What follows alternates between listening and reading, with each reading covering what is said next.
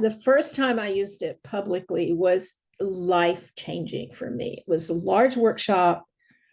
I think I was doing a restorative training 20, more than 20 years ago, 22 years ago or something. And I mentioned something about the ethics, which I believe are necessary between the student and the teacher. Something which in this location heard that as a very neutral statement. But I looked up and there was a woman sitting back in this group about 2/3 of the way, was just crying. And she raised her hand and she said, I can't believe you're saying that about my guru. Well, first of all, A, I didn't know she had a guru. B, I had no idea who it was. C, I had mentioned a guru. I had just talked about generally student teachers. So my first natural urge was to say to her, but I didn't say anything about your guru. And then we could go off on that path. It's like saying to your spouse or your partner or your friend, it's hot in here. No, it's not. Yes, it is. And there you go, right? But if you say it's hotter in here than I like, they can't argue with you because you're expressing what's alive in you. All right. So anyway, so I was dumbfounded. Like, you talking to me? Like, I didn't say you're good. I don't even know you had one or who it is.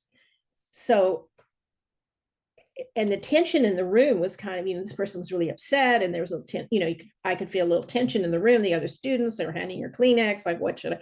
And then I went, oh yeah, this NBC stuff.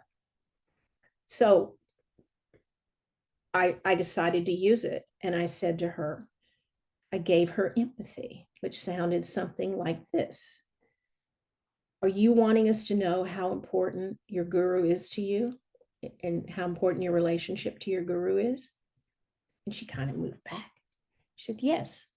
And then I said a couple of other similar iterations, acknowledging what I was guessing, because we never know what's going on inside someone else, but guessing that she had heard an insult. I didn't say that. I just said, yeah, I can imagine that's really difficult to hear if you believe that someone is, da da da.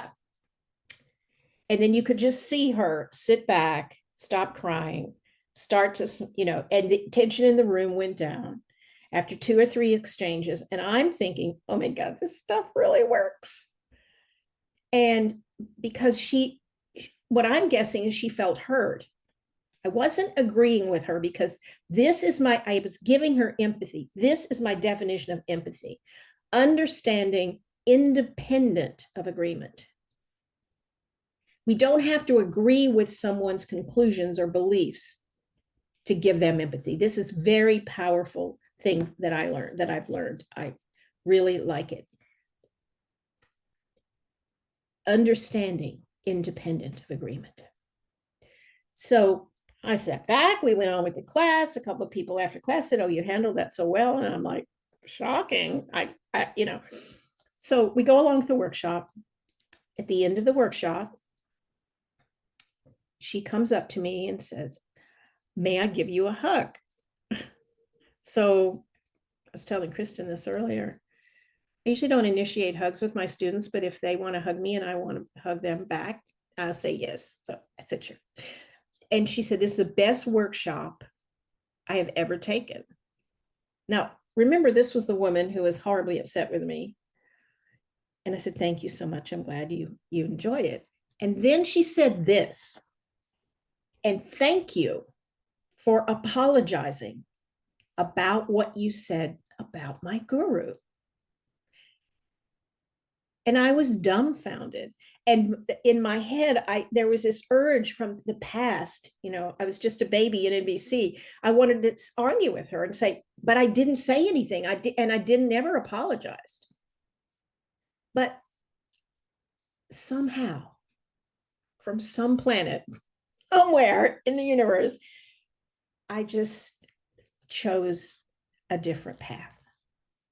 And I just looked at her and I said, you're welcome.